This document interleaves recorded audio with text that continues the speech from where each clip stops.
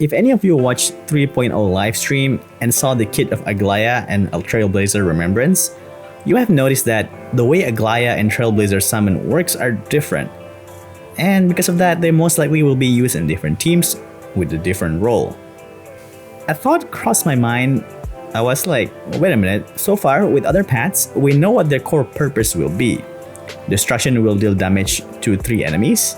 Hunt will focus on single target enemies, especially bosses. Erudition will do full team attack, most likely for purifications and farming. Nihility will revolve itself around debuffs. Abundance will do the healing. Preservation will be tanking or shielding. And Harmony, buffing. However, with Remembrance, we're not exactly sure on what to expect from them, except they bring one more party member, but what they can achieve in combat is still unknown until their kit is revealed. And because of that, we don't know exactly the nature of their role will be. This whole idea really excites me, because from a gameplay design perspective, I bet they're very fun to design, and I hope they're very fun to be used as well, as each member's characters will be very different from one another, meaning they will be very flexible to use, and hopefully they don't break the game too much. So for this video, let's try to put away power creep and game balance aside for a moment and kind of take a look at the potential of Remembrance characters. So, what's up guys, KKaceh here, back some more with Honkai Star Rail discussion video. This time, we're gonna quickly discuss what stuff Remembrance will contribute for Honkai Star Rail moving forward. I have briefly mentioned about the fun things Remembrance characters will bring to the game, so we're going to talk about them in depth for the rest of this video. If you do enjoy discussion content around video games, do leave a like and subscribe. You will see a lot of that in my channel, especially if you are the type of person that likes to analyze and think deeply about video game designs. Hopefully, you will have a lot to learn from my channel as I learn from you guys. So, let's talk about Remembrance characters.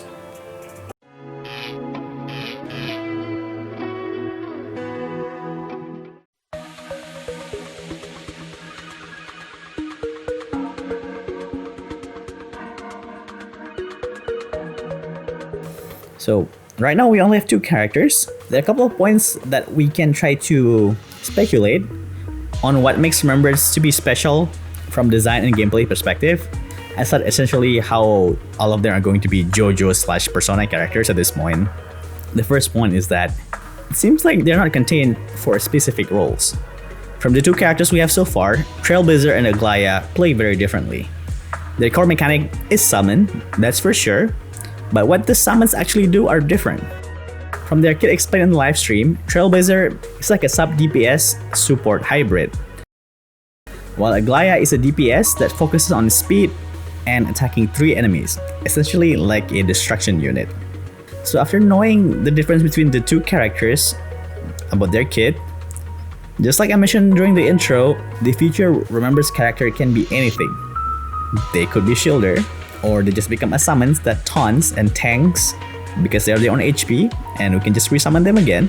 Sounds broken, right? They could be a healer, they could be a follow-up attackers, they could be dot DPS, so on and so on.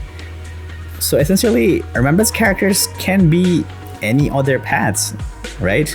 Honestly speaking, this makes them very fun to predict and theory craft based on their lore. And I bet they're very fun to be designed too. When you think about it, it is pretty wild right now, since it is basically the developer saying we just want to make fun characters and we as a player should have fun figuring out how to fit these Remembrance characters on our team. Following up with the first point, if that ends up being the case, depending on their role, Remembrance path character will be the most flexible when it comes to team building. This labbing all of the Remembrance characters with other characters from different paths to be quite fun. For example, Aglaea will be a DPS, so bringing a character that can give whole team buff, especially speed buff, like Ho maybe, that might end up really benefiting her.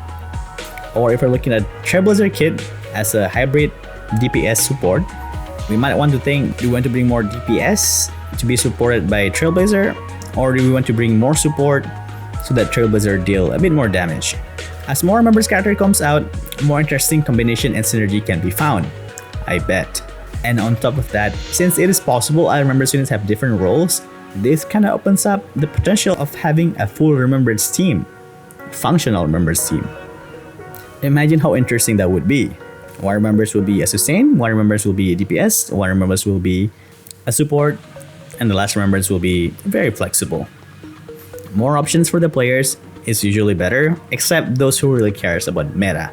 But I bet most players don't really care about that, they just want to have fun. And this is, I think, the most important point. One thing that seems small but actually will really change how the fight goes for HSR.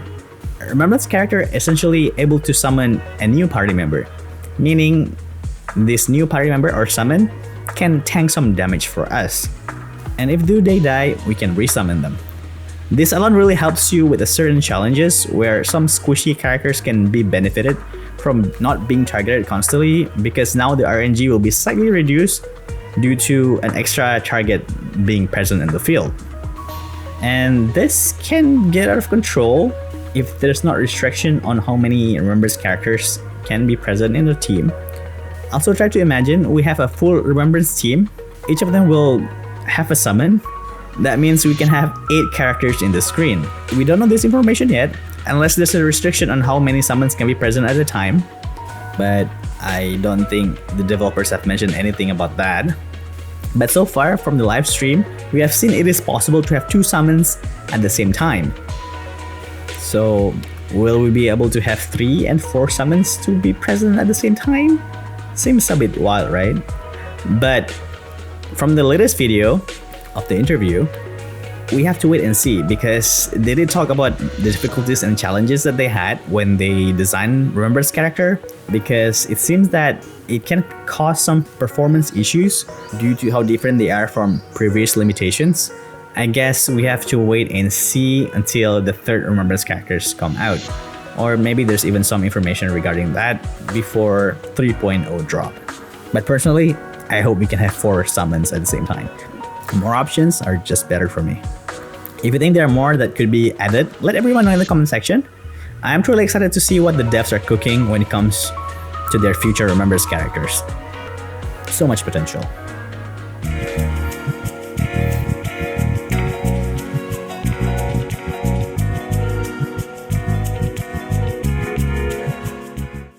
And because we have talked briefly about the potential implication of Remembrance characters, this is slightly off topic. I want to talk about the potential of other Remembrance character.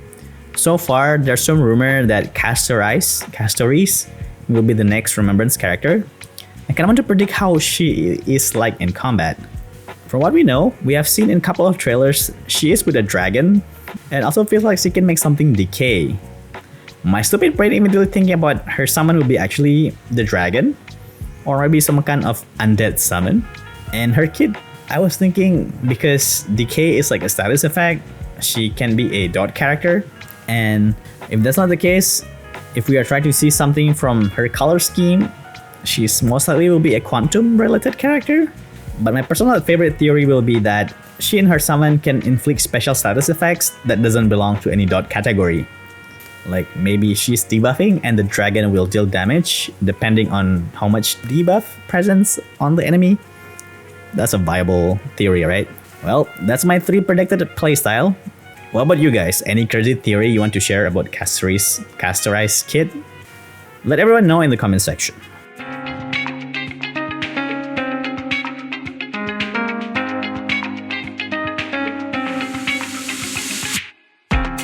In the live streams, developers talk a lot about exploring the game direction, and also for them, most importantly, experiencing something new and fun both for the developers and the players. We know that statement is true because we have known for a while that the devs are trying to make each character have their own unique playstyle, and even at their core, they might have similar role, but they're played quite differently, and they're kinda complementing each other, or end up enabling 2 different teams that do the same thing. For example, Yunli and Clara. Now we have 2 counter team if you wish to. I really admire this kind of attitude of prioritizing fun for the players, but it is also true that we cannot ignore power creep problem, as that makes older character to be obsolete. But as long fun is being prioritized, there has to be a solution to the problems that comes along with it. Because the developers are passionate about it, users will also be passionate about it, and we're gonna work together to solve the problems. I observed how many fighting games in the past lost their fun because the developers want things to be balanced, and many fighting game players have fought against it and voiced their concern, and now it is so much better. And I hope that doesn't happen to gacha games in the first place, of them trying to balance everything and end up not being fun. Anyway, I have yapped enough. This should be a shorter video, so thank you for listening. If you like what you heard, do leave a like and subscribe to my channel. I'm making discussion content weekly, and also with your support, I hope I can get a better equipment so that I can make a better video for you guys. Until the next video, stay sharp, gamers. Oh, and don't forget to like and subscribe!